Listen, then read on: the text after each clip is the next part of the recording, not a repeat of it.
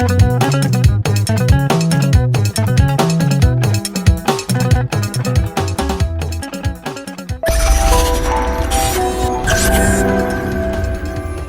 et messieurs, bonjour. Merci de recevoir Décortiquer Eco chez vous, qui a le plaisir d'aborder un sujet qui a l'apparence complexe, mais qui, expliqué, devient plus simple pour tout le monde. Les fintech. Le monde est aujourd'hui travaillé par la vitesse. Une vitesse vertigineuse sans doute, puisque beaucoup ne s'étaient pas préparés, mais ceux qui ont été préparés justement à cette notion de vitesse travaillent justement pour l'articulation d'un monde nouveau, d'un monde qui présente un visage extrêmement novateur. Eh bien, nous avons voulu en savoir davantage et pour cela, nous avons invité donc Daouda Deme. Daouda, bonjour. Bonjour, M. Ndiaye. Daouda, FinTech, on en parle, mais beaucoup ne peuvent pas appréhender ce que c'est justement FinTech. Une définition simple, même si le consensus n'est pas encore dégagé dans votre secteur. Merci, et pourtant tout le monde l'utilise. Donc c'est la finance digitale, donc c'est la technologie financière par voie électronique. Donc actuellement on utilise beaucoup d'outils qui font partie de la FinTech. C'est comme le transfert d'argent, le paiement marchand, et ainsi de suite. Alors on s'est réveillé comme ça et on a vu que FinTech est dans le quotidien de tout le monde. Bon, c'est un long processus. Avant, il y avait ce qu'on appelle la banque 1.0. C'est-à-dire qu'au Sénégal, pour voir la banque ou bien pour déposer de l'argent, il fallait aller jusqu'à l'avenue Roume parce qu'il y avait les banques là-bas. Après, il y a aussi la banque de deuxième génération où on a déployé des agences partout dans les quartiers. Voilà, donc vous allez voir une banque A qui est à Tamba, à Sédhiou, ainsi de suite. Après, il y a la banque digitale ou bien la banque mobile. Donc, c'est-à-dire la banque est dans nos poches parce que c'est dans nos téléphones. C'est ce qu'on appelle aujourd'hui la banque digitale. Maintenant, la banque digitale est juste un compartiment de la banque, de la finance digitale, parce que la finance englobe la banque dedans. Avez-vous le sentiment qu'il y aura encore d'autres progrès? C'est-à-dire qu'on sera encore beaucoup plus proche des utilisateurs finaux des outils technologiques? Bien sûr. La FinTech, c'est souvent ce que je dis, c'est le seul métier qui se réinvente tous les jours. Parce qu'on écoute le client et le client est toujours plus exigeant. Il veut avoir plus de fonctionnalités avec son téléphone, il veut que l'argent soit plus proche de lui et pouvoir faire plus de maniement avec son argent. Oui. Les pays africains ont adopté effectivement cette nouvelle technologie financière. Quelle est la cartographie justement de la FinTech en Afrique d'abord, avant de venir au Sénégal?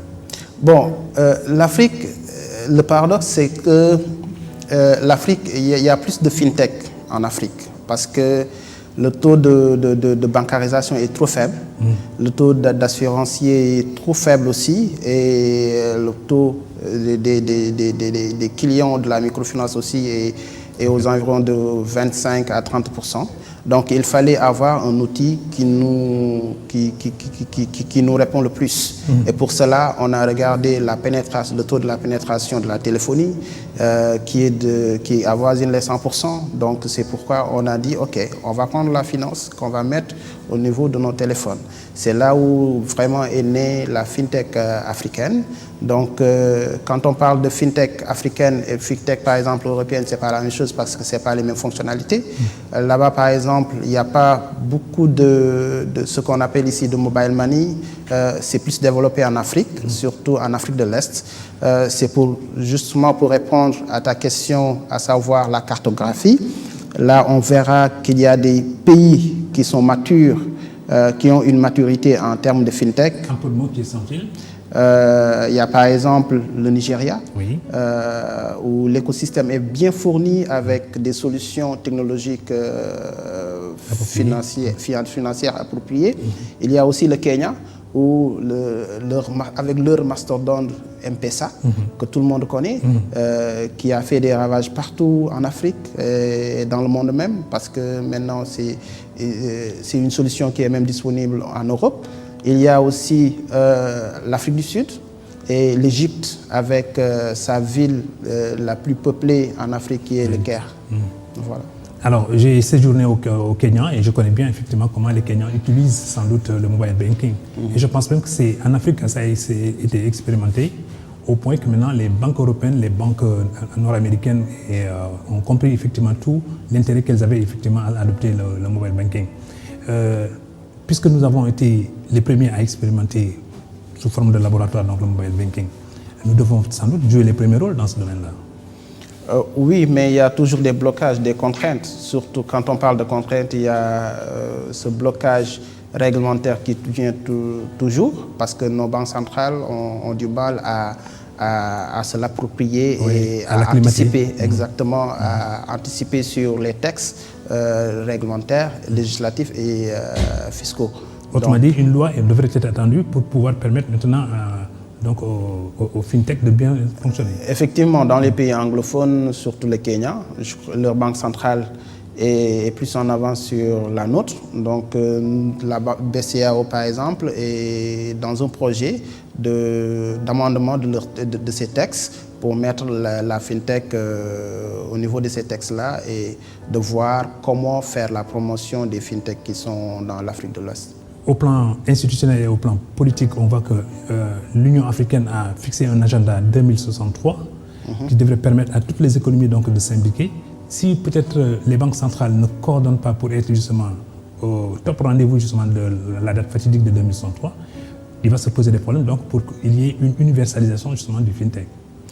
Effectivement, je crois que le processus est tellement naturel qu'aujourd'hui, par exemple, faire un virement qui dure juste des heures de la France vers le Sénégal, il y a des solutions qui sont là, pour ne pas faire de la publicité, il y a des solutions actuellement qui existent, qui font que de telle sorte qu'avec juste 1% de frais de transaction, vous pouvez transacter par un virement international avec des devises différentes. Donc, parce qu'il y a l'aspect économique, mais il y a aussi l'aspect financier. Donc, et ça vient avec le besoin du client qui veut de l'inclusion financière.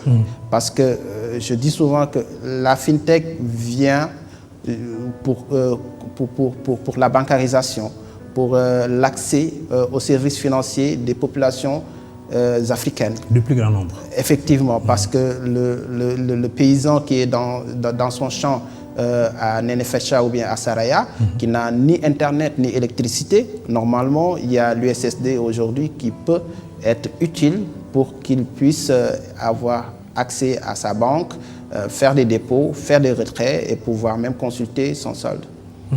Donc, il y a un langage universel donc, des fintech. Effectivement, il y a un langage, il y a aussi des termes et des notions actuellement qui sont utilisés par les fintech. Avez-vous le sentiment que les jeunes peuvent s'approprier justement les fintech pour peut-être sans doute conjurer les mauvais sorts justement du sous-emploi qui les guette? Bien sûr, il y a l'avènement des startups. Actuellement, quand on parle de fintech, ça fait référence aux startups. Et les startups, souvent, c'est les jeunes. Donc, c'est un groupe de jeunes aujourd'hui, de développeurs, de managers, de financiers, de banquiers qui se regroupent souvent pour sortir leurs solutions. Au Sénégal, il y a des exemples. En Afrique, il y a des exemples. Souvent, quand on prend l'exemple du Nigeria, toutes ces startups-là, fintech, qui ont fait des levées de fonds, ce sont des jeunes qui sont à la tête. Mais peut-on accorder une confiance à des jeunes qui en sont à leurs premières expériences dans le domaine justement des fintech? C'est phénoménal que les fintech inspirent confiance alors qu'on en est qu'au début justement du processus. Bon, on parle de finances digitales, on parle aussi de start-up. Start-up rime avec risque. C'est pourquoi on n'a pas accès au financement bancaire. Parce que les banques demandent des hypothèques, demandent des garanties, alors que nous, les start-up, leur seule garantie, c'est vraiment leur seul actif, c'est leur solution, par exemple. Leur solution technologique, leur plateforme, ainsi de suite. Voilà. Mais je crois que donc, quand on évalue ou bien quand on analyse la solvabilité d'une start-up, je crois qu'il faut regarder son potentiel de croissance. Donc, parce que quand on parle de start-up aussi, on parle de croissance. On dit souvent qu'une start-up n'est pas rentable dans les 5 ans qui viennent. Donc, parce que tout ce qui est bénéfice, tout ce qui est chiffre d'affaires, il va le réinjecter pour sa croissance. Donc, parce que le projet est escalable.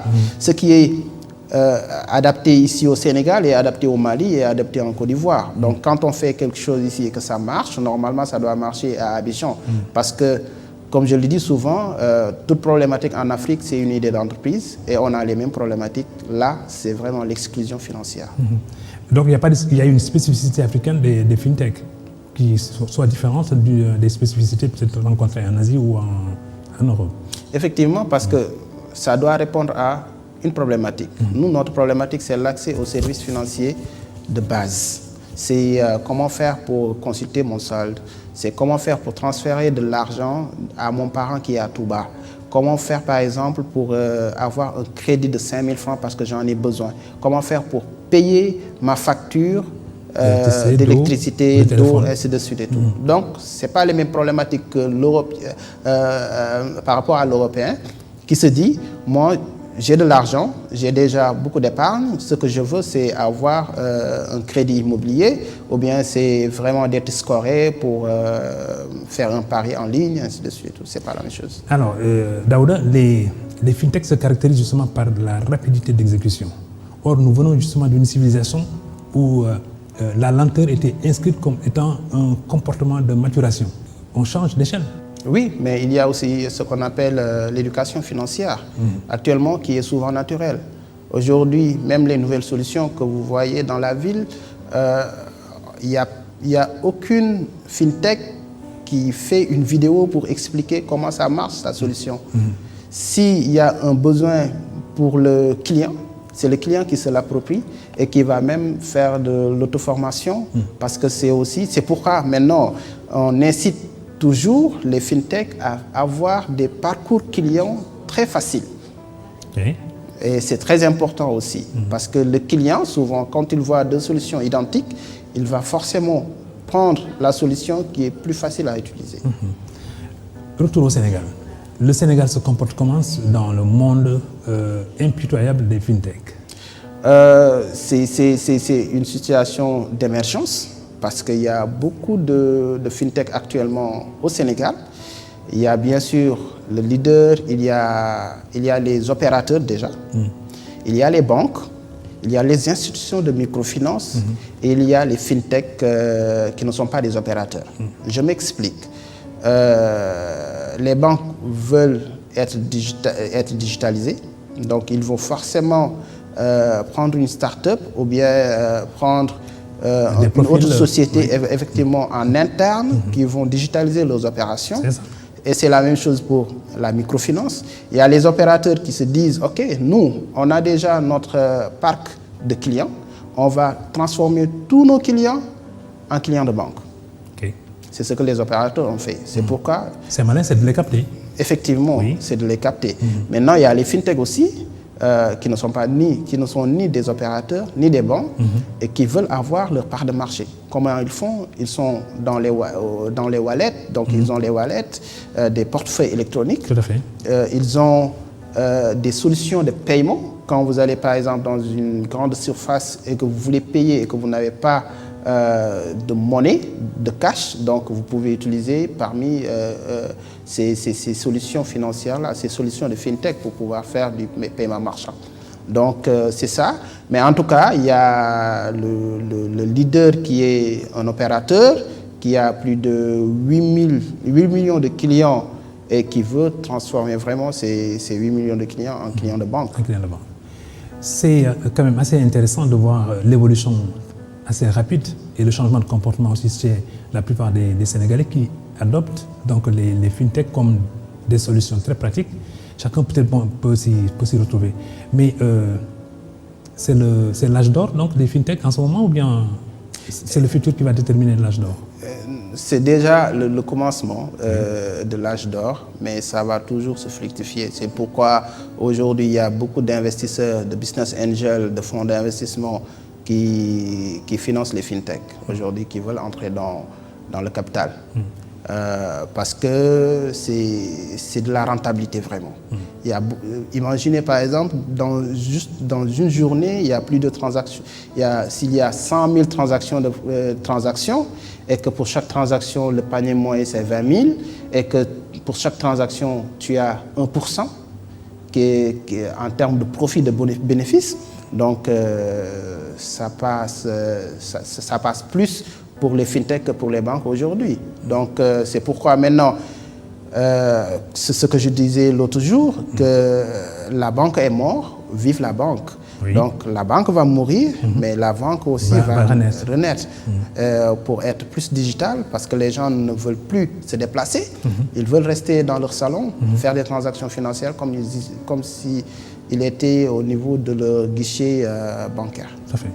Est-ce que dans le secteur, puisqu'on en est qu'au début, comme vous l'avez dit dans vos propos préliminaires, est-ce que dans ce secteur naissant, il y a des petits litiges, des conflits?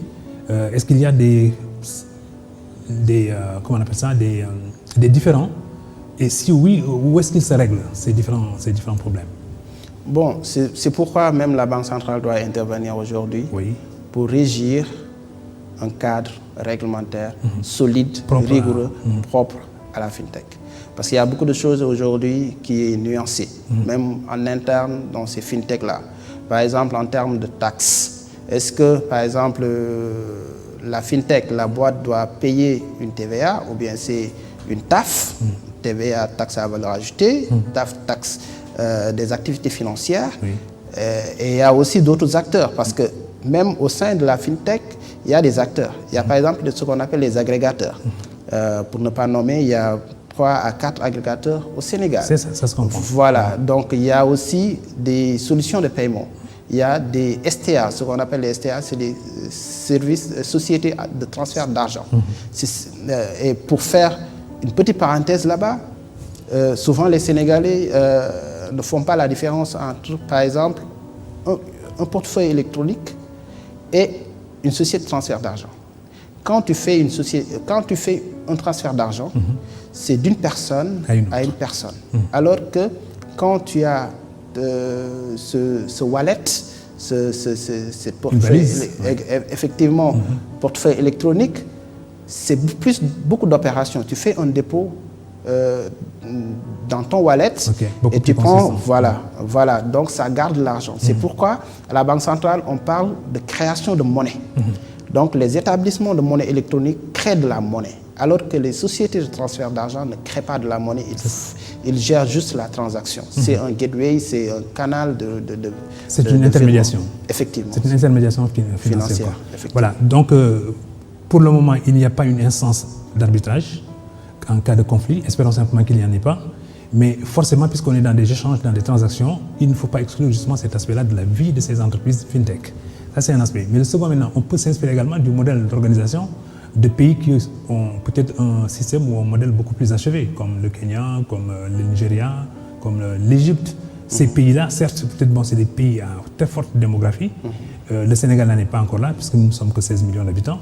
Mais vu la vitesse à grand V à laquelle fonctionnent aujourd'hui peut-être les fintechs, très rapidement, me semble-t-il, tous les Sénégalais vont être sans doute des utilisateurs finaux des fintechs. Donc il faut s'y préparer. Effectivement, et actuellement, dans nos espaces UMOA et l'espace CEMAC, ils sont en train de faire beaucoup de bench dans l'Afrique de l'Ouest et l'Afrique de l'Est pour prendre des leçons et pouvoir anticiper sur ça. Donc je crois qu'aujourd'hui, ce qui nous est propre, la Banque centrale est en train de faire des travaux vraiment dans tout ce qui est texte réglementaire fintech, mais aussi dans un grand projet sur l'interopérabilité. Alors, fintech rime avec jeunesse. Effectivement. Autrement dit, les seniors, ils sont exclus justement de ce champ. Bon, il y a aussi la gestion du changement au niveau des institutions financières. Parce qu'imagine par exemple une banque qui est là depuis 30 ans, dont il y a par exemple des caissiers ou bien même au niveau opérationnel, back-end et front-end, des vieux, donc de 40 ans, 50 ans. Imaginez par exemple, on leur dit, OK, on doit digitaliser certaines opérations. Normalement, il doit y avoir une série de formations, de gestion de changement, voilà, pour accompagner cette transformation digitale, parce que c'est très important. OK. Et en même temps aussi voir comment les gens vont le réceptionner. Parce que figurez-vous, justement, à l'ère de l'industrie au XVIIIe siècle, eh bien, les ouvriers cassaient les machines. Parce que c'est les machines qui allaient, à la limite, ruiner un peu peut-être leurs espoirs d'emploi. Mais peut-être que, voilà, 300 ans après, peut-être qu'on a changé un peu de paradigme pour mieux accueillir les fintech, parce que ça révolutionne d'abord le vécu des gens, mais ça améliore aussi leur ordinaire, puisque peut-être bon, voilà, les choses vont un peu plus vite. Mais est-ce que c'est simplement dans le domaine financier que les fintech vont le plus montrer leur vrai visage, ou est-ce que les comportements de vie des autres aspects également des relations humaines vont être impactés aussi par les fintech? Ça va impacter toute la chaîne de valeur. Dans la ville, en Afrique, partout. La santé, la santé, sécurité, déjà la santé, la parce qu'aujourd'hui, vous devriez payer votre ordonnance ou bien vos frais sanitaires alors que vous n'avez pas d'argent, ou bien vous attendez qu'on vous envoie de l'argent. Là, si par exemple, il y a mon papa qui est en Italie qui peut le faire directement avec un wallet sanitaire, donc un portefeuille électronique, effectivement, directement même pour payer l'hôpital ou bien la pharmacie. Sur la formation et l'éducation, de nouveaux métiers vont naître. Il n'y aura peut-être pas, par exemple, des caissiers qui sont là, mais c'est vraiment d'autres métiers, même en interne au niveau des institutions financières. Il y a des métiers, par exemple les UX designers qui vont designer les produits, il y a les PMO, il y a aussi les product owners, ainsi de suite. Ce sont des métiers actuellement qui vont naître. Donc il y a plus d'intégration, par exemple, entre des... Bon, là, pour utiliser le langage informatique des API, donc entre deux systèmes différents. Et ça, ce sont des métiers qui vont naître. Ça va aussi impacter surtout l'agrobusiness, parce que l'investissement sur l'agriculture, la vente ou bien la commercialisation des produits agricoles, tout ça, sur toute la chaîne de valeur, la FinTech va impacter. Positivement, bien sûr. Positivement, la marche de la société. Avons-nous idée également des forces vectorielles de ces fintechs, c'est-à-dire que les forces qui entraînent, c'est-à-dire il y a forcément des leaders, ceux qui dominent le secteur, le marché. Ils imposent leurs lois ou bien ils dictent leur comportement à tous ceux qui sont dans le système, dès lors qu'ils sont les plus forts ou bien les plus... Dans l'écosystème des transactions financières, c'est le client qui dicte sa loi. C'est le client qui va entrer par exemple dans un point de service et qui dit « fais-moi tel transfert ». Tu lui dis « non, ça n'existe pas ». C'est l'autre transfert qui existe. Il te dit « je veux cette solution, je ne veux pas l'autre solution ». Pourquoi? Parce que peut-être le point de dénouement, c'est dans un village et la solution que tu lui proposes n'existe pas dans ce village-là. Donc le déploiement est très important. Pour être leader, il faut être présent partout, il faut faire beaucoup de partenariats et il faut vraiment convaincre le client avec moins de frais. Et c'est très important, surtout en termes de tarification. Les banques ont ce qu'ils appellent l'interbancarité. Est-ce que dans les fintech, il y aura une sorte de concept équivalent qui permettrait sans doute aux uns et aux autres, en fonction des déficits de services ou d'un excès de services, permuter ou peut-être être dans des compensations? Oui, notre banque centrale est dans ce grand projet qu'on appelle l'interopérabilité. Ça se passe actuellement au Kenya, ça se passe au Ghana et une partie du Nigeria. Et en quoi ça consiste? L'interopérabilité, c'est l'interbancarité, mais là, au lieu des banques, c'est les banques plus les wallets, c'est-à-dire les portefeuilles électroniques, les transferts d'argent, les facturiers et même les institutions de microfinance. Donc, cela veut dire quoi?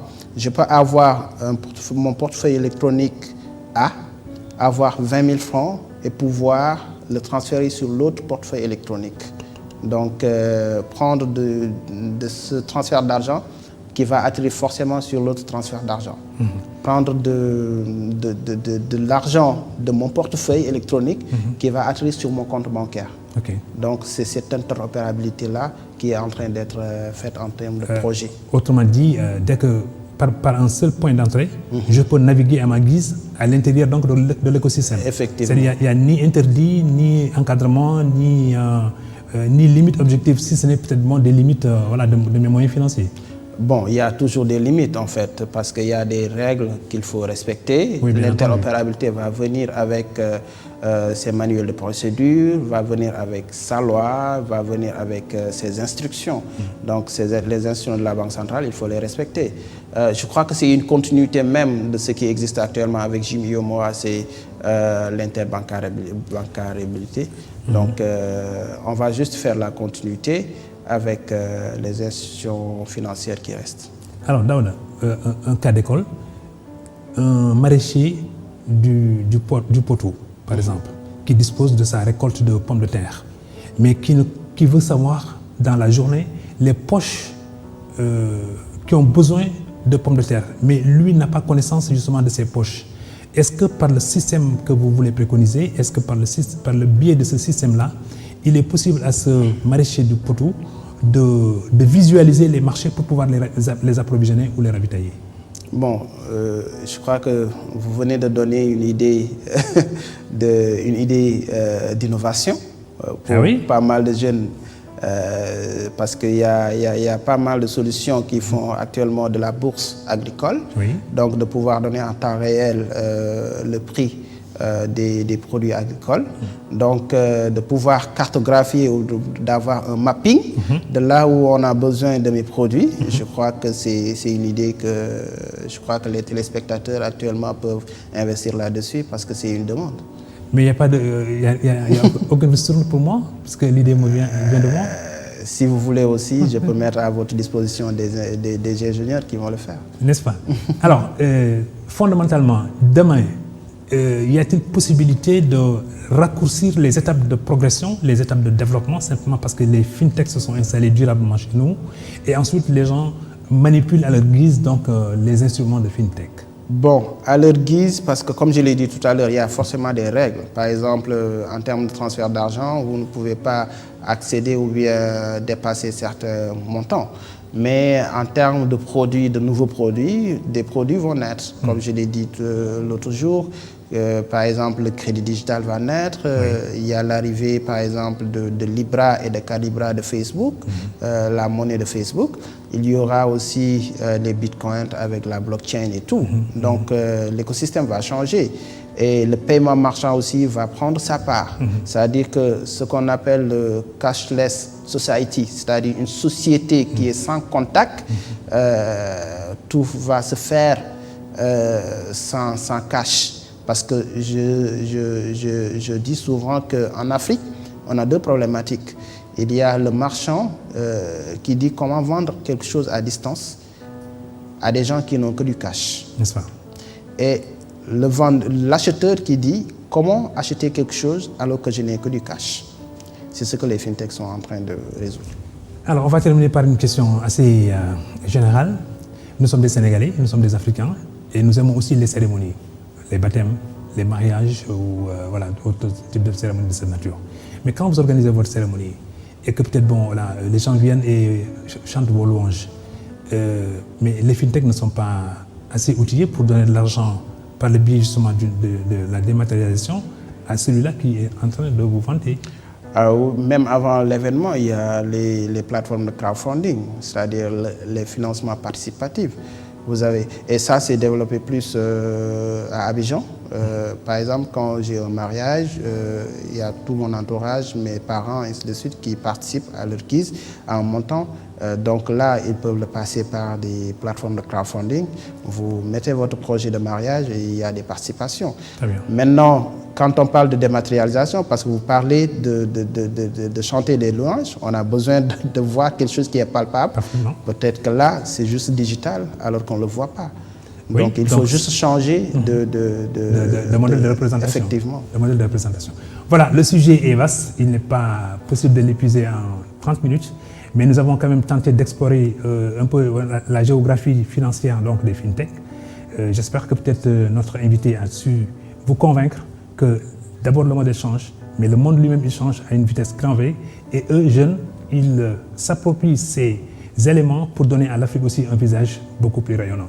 Eh bien, mesdames et messieurs, ainsi prend fin Décortica, qui a eu le plaisir de vous accompagner et en même temps aussi de vous faire accompagner par un jeune expert spécialiste de la finance, en l'occurrence Daouda.